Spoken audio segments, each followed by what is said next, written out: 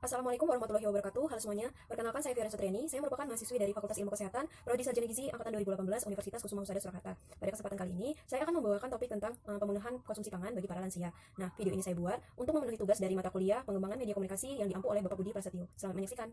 Baiklah, di sini saya akan mencoba menjelaskan. Jadi, lansia merupakan salah satu kelompok atau populasi yang berisiko yang semakin meningkat jumlahnya.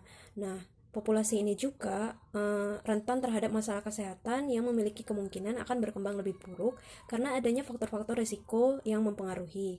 Nah, di sini yang lebih umum dikenal itu ada 3 kaitannya, yaitu usia, kemudian bisa juga muncul dari sosial dan lingkungan, kemudian bisa juga dipengaruhi oleh risiko perilaku maupun gaya hidup.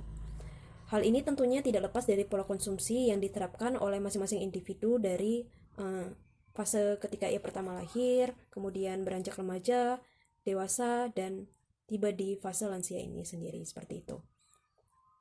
Hal ini tentunya tidak terlepas dari pola konsumsi mereka yang mereka terapkan sedari dahulu. Nah, pola konsumsi sendiri merupakan susunan jenis dan jumlah makanan yang dikonsumsi oleh seseorang ataupun kelompok pada waktu tertentu, di mana dalam hal ini keadaan gizi seseorang dipengaruhi oleh asupan bahan pangan yang mereka konsumsi. Nah, ini juga ditentukan oleh kemampuan penyediaan dan pengelolaan konsumsi pada masing-masing kelompok rumah tangga atau keluarga mereka. Seperti itu. Lalu berbicara juga mengenai pola konsumsi. Nah, jika pola konsumsinya terjaga, ini juga tidak terlepas dari kaitannya itu dengan makanan yang sehat. Nah, di sini saya akan menjelaskan makanan yang sehat itu yang seperti apa sih? Nah, jadi makanan yang sehat merupakan makanan yang higienis dan tidak mengandung kuman penyakit serta racun yang dapat membahayakan kesehatan. Berarti di sini dijelaskan makanan itu tidak hanya dilihat dari bentuk luarnya saja, tetapi cara pengemasannya, kemudian cara kita mengolahnya menjadi makanan yang siap untuk dimakan itu memang harus diperhatikan langkah-langkahnya. Nah, kemudian juga makanan yang akan kita makan harus mengandung komposisi gizi yang lengkap. Lalu seperti apa sih jenis zat gizi yang dimaksudkan? Yang dimaksudkan di sini adalah zat gizi yang terdiri atas karbohidrat, kemudian lemak, protein, vitamin, mineral, dan air. Zat gizi juga merupakan unsur yang terkandung di dalam makanan yang dapat memberikan manfaat bagi kesehatan. Jadi, makanan yang mengandung zat-zat tersebut, jika dikonsumsi dan terserap dengan baik, maka itu efeknya akan menggantikan zat-zat yang hilang dari tubuh kita, sehingga dapat memberikan kekuatan dalam bekerja dan beraktivitas. Nah, hal ini juga mengapa para lansia itu harus lebih memperhatikan pola konsumsi mereka, pola pangan mereka, bagaimana asupan nutrisi yang mereka terima, seperti itu.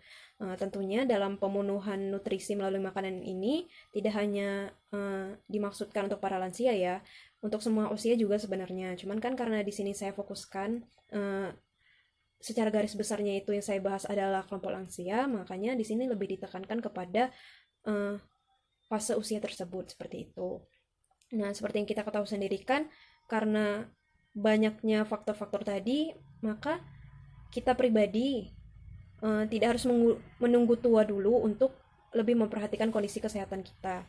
Karena seperti yang kita ketahui, dampaknya ini sangat luas.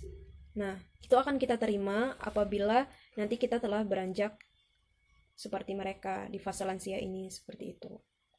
Nah, berkaitan dengan hal yang sudah saya jelaskan sebelumnya, maka dari itu edukasi yang tepat serta pendampingan yang baik memang diperlukan untuk mendapatkan pola konsumsi yang sesuai, yang seimbang seperti itu bagi mereka, karena penambahan wawasan serta pembelajaran yang cukup itu bisa dikategorikan sebagai edukasi yang tentunya tidak bisa kita anggap remeh, seperti itu.